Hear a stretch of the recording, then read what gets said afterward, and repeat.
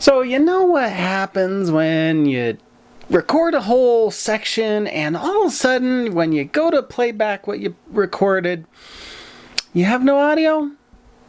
Yeah, you realize that you didn't plug the microphone in very well. So I'm not going to torture you through the whole video for this one, but let's try a little bit of bad voiceover. Bad lip sync. There you go.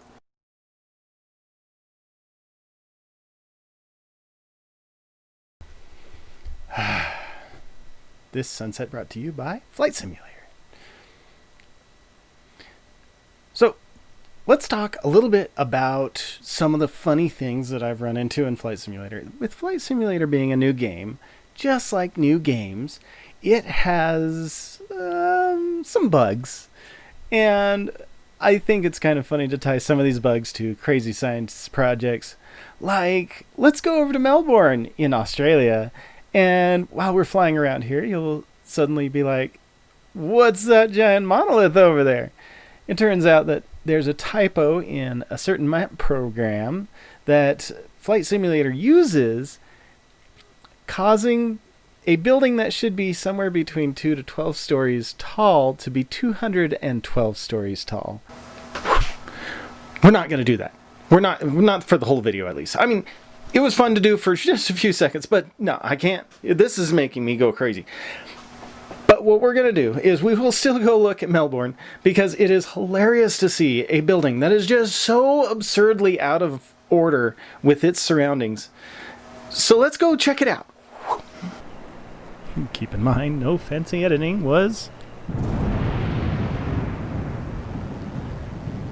added to this video. The interesting thing was both of the clips that I did, for some odd reason, there was a storm happening, and I could not figure out where the storm was coming from. But as we get closer to this tower, it is just ridiculously out of place. And this is not the only place in Flight Simulator that this has happened. There's about 2 or 3 other cities that it has been reported that, for some odd reason, there's a giant monolithic tower sticking out of the ground.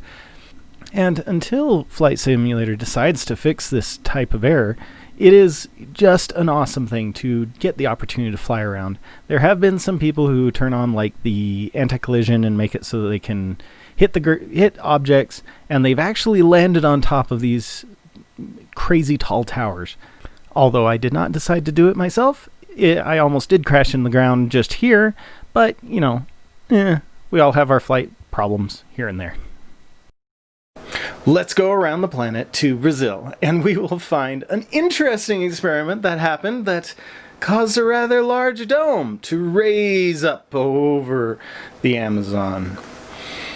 This dome took normal ground from 1 to 3,000 feet in altitude to 10 to 13,000 feet in altitude. And some of the airports in the area just didn't agree. So what happened was, all of a sudden you have these black holes in the ground. Let's go check it out. We're just flying around here, and what's that in the distance? Oh, and where's the lightning coming from? I can hear thunder. I can see the flashes of lightning, but I don't know where it's coming from. Well, this is freaky. So, as we get closer to the inevitable black hole of doom, it's just fascinating to see how the ground around us right now just looks absolutely normal. And then all of a sudden, it literally looks like a wormhole or a black hole is opened up on the Earth and has sucked the entire airport down into the depths.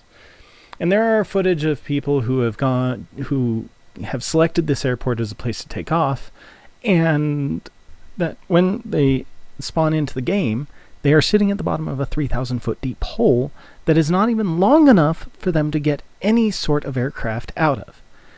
And here it is. Look at this. And the ground just kind of calmly goes down. And there you can see the clouds that belong to the storm that's causing the lightning in this area.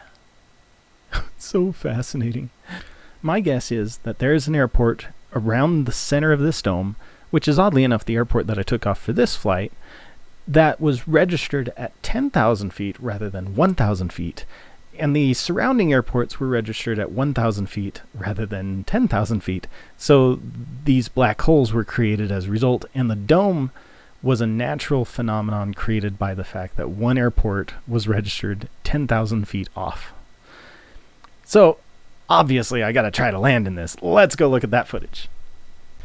An acrobatic plane seems like the perfect plane to be able to try to make a dive for almost 10,000 feet. I mean, I can overstress this plane, and I do have realism to max, so we're gonna give it a try. Let's see what happens. So, here we go. I think if I just... Let's see, we'll have to do like a tip over and dive or something like that, because we have to get as little speed as we can. And here we go. Flying down. It's kind of interesting to see like how things kind of stretch, and it's like we're flying through some sort of a... Oh, rat. I broke the plane. Okay, let's try this again. Now for round 2. I think it'll probably be a lot like the previous round, but we're going to give it a try. See if I can maybe stall out the aircraft or something. I don't know. Come on. It's funny that as we go down, it kind of looks like something coming out of the Twilight series or Doctor Who, or I don't know. Like stretching of space and time. So it also seems like just barely nicking the walls of this thing, we are going to result in a crash. So that was not the plane inside the game. That was aircraft flying over my house. I'll just leave that in there for the fun of it. But yeah. Oh, whoa. I don't know what happened there. Let's see if we can avoid the walls. Woo! And we got to the cloud lever. Cloud layer, not cloud lever. Let's see if we can go any further.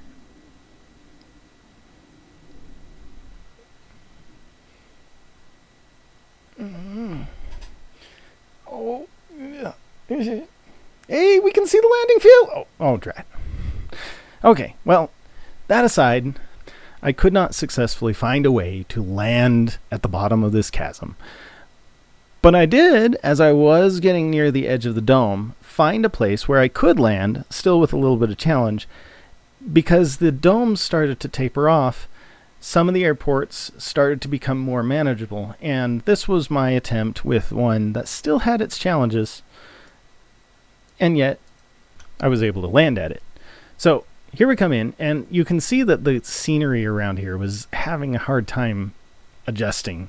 Because it thought that it was supposed to be taller, and then it's like, oh yeah. And then, like, it's almost like something out of the Matrix or Inception. The ground just gets all wonky underneath us, and it goes... Yes, I did just do that. But, here we go. We'll dive down, try to land, and we'll turn on our brakes and see if we can stop this plane before I run into the wall over there. I've got way too much speed for landing, so this might not work. Okay, we're gonna just gently touch down. Okay, apply brakes and balancing on one wheel, and I will stick the landing. Woohoo! I landed in a hole. Well, it's not a very big hole, but I'm not a very good pilot yet, so we'll take it for what it's worth. What will be interesting is if I can actually get this bucket out of here, because I'm pretty sure that it's too heavy and that I will find myself looking at the black screen of death. So, let's give it a try, and we shall...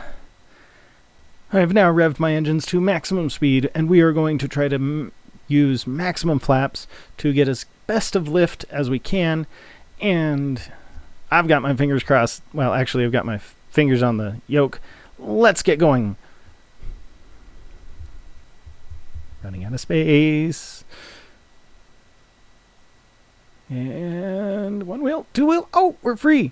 And let's see if we can get out of here. I don't think we're getting enough speed. We're giving it all she's got, Captain. And, oh, are we going to make it? Oh, that ground's looking really close. And here we go. We're going to make it. No. The black screen of death. It's really too bad that Flight Simulator doesn't have crash renderings of any sort in the game, because it would be interesting to see like a wing flying off or whatnot. Or if you did too high of G's, what would happen to the aircraft, and experience some things in different ways that you wouldn't want to experience in real life. I guess that in main point, the Flight Simulator is trying to have you avoid crashing, so they didn't really feel like it was necessary to create crash models. And so there are not crash models or crash renderings going on in the game, and that's why we get the black screen of death in Flight Simulator. To end off with, I want to send you off with some time lapses of 3D prints that I did. I did two different types of lizards. We got the chameleon and a lizard, which I did with color changing PLA, which starts out as a yellow when it's hot, and it changes to orange as it is medium temperature, and then changes to a dark green as it cools off.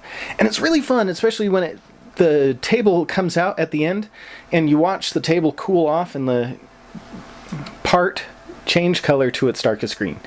Then I decided, you know what, I need a pencil holder. Let's try to make a pencil holder. The pencil holder I chose looks a lot like a nuclear reactor cooling tower, but it was a fascinating build, and it's really awesome to see in person.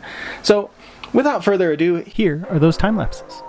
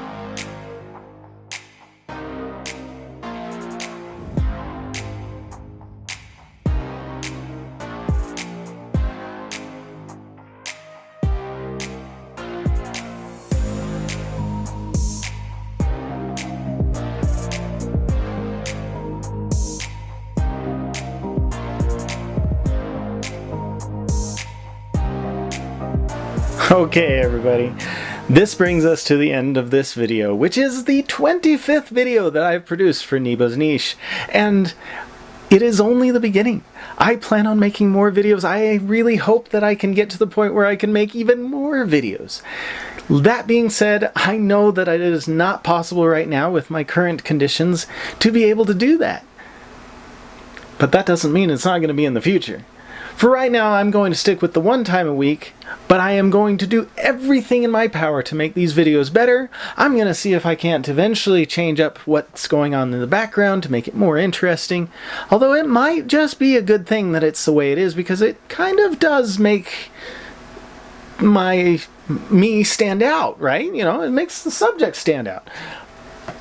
That being said, it's been an honor that I've had you guys watching. It's been an honor to have my friends paying attention and keeping track of what I'm saying here, and just being able to share and help you, and hopefully you've learned something in these first 25 videos. Let's go on to the next 25 videos. I'm super excited for the future, and let's see what happens. Like and subscribe if you like this video. Take a gander at any of the other videos that I have. I will make sure that I post right here one of the videos that will be best for you. And then there's always the subscribe button that shows up right here. And make sure that you take a look at it. So have a wonderful day. I hope to see you next week because I'll be here. I know I will. Have a good day.